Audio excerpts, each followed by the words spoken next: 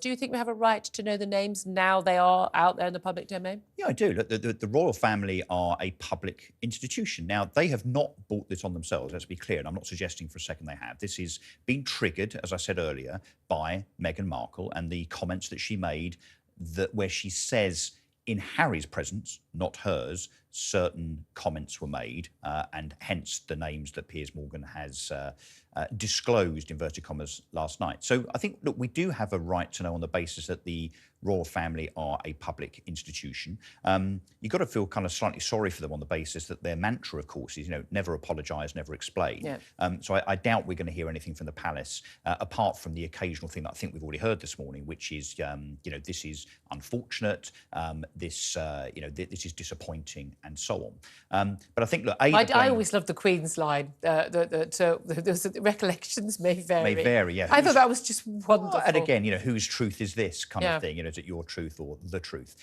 Look, clearly this has been leaked. There is no way that something gets translated that is not in the original manuscript. I mean, how could that possibly have happened? Unless, of course, maybe. Let's just stretch this explanation just to show some balance here, shall I?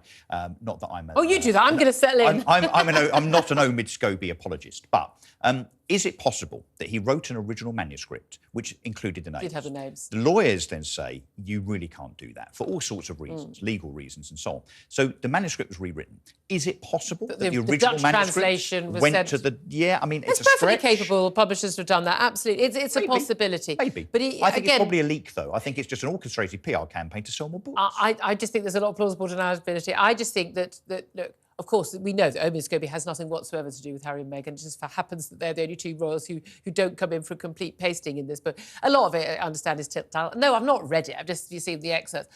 I mean, frankly, we're talking about it so you don't have to bother reading your paper. I mean, why would anyone... I don't know why anyone would buy a book like this. I really don't.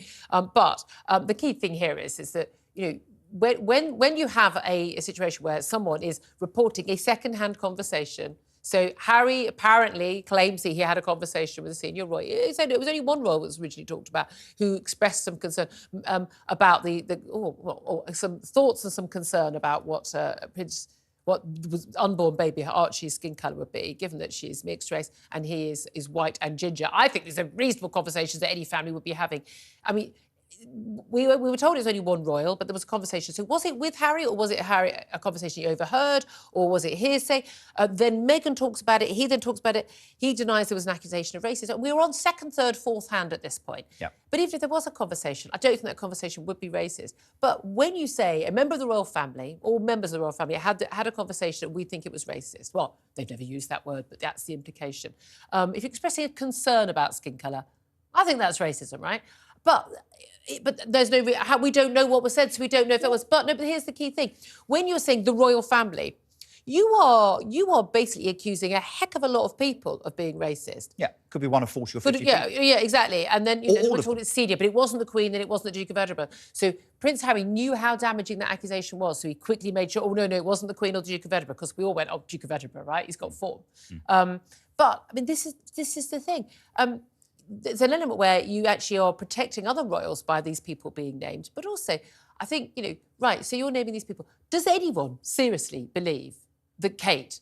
You can like Kate or loathe Kate or whatever. Yeah, I mean, I don't know how I could loathe her. I mean, difficult to have any feelings towards her. I think she's rather a bland character, but she knew the job. She signed up to the gig. She married. She turned out 3 beautiful kids. She turns up. She doesn't moan. She doesn't win. She wears the right clothes. As far as I'm concerned, she took the job on, has done it to the best of her ability. Do we genuinely think this woman goes around harbouring racist thoughts against her own nephew? So given the amount of people in the royal family and how public they are, and the amount of staff, journalists and all sorts of people, guests... And disgruntled former that are staff, around that royal family and have been for decades. Do we not think if there had been racist utterings over the last 10, 20, 30, 40 years amongst one or more of 50 or so members of the royal family, do we not think it would have come out previous to Meghan making those comments? And let's be clear about what Meghan said. Now they're running back, as you rightly say, 2 years later, Harry runs back and said, no, we weren't saying it was racist at all. The words, and you played the clip earlier, and I listened very carefully. Play it again. I listened to the words very carefully. She talked about a member of the royal family talking about the potential colour of Archie's skin, and then says, and what that would look like, not what he would look like, what that would look like. What she, of course, means by that is how that would be interpreted in terms of a mixed-race baby within the royal family. She and herself is alleging very subtly, maybe not so subtly, that this, of course, is racism. So they can't run back from that. My question now to you, actually, as a journalist, because I'm not a journalist, is where are all the journalists clambering to get an answer out of Harry and Meghan today as to whether this is true? Yeah. Because There will be. Well, I mean, will they answer? Of course not. They're probably busy at a Katy. But that's they're the probably big busy question. on a private jet to a Katy Perry concert. Yes, or to Which seems to be how they make a living. To now. COP28. Well, there are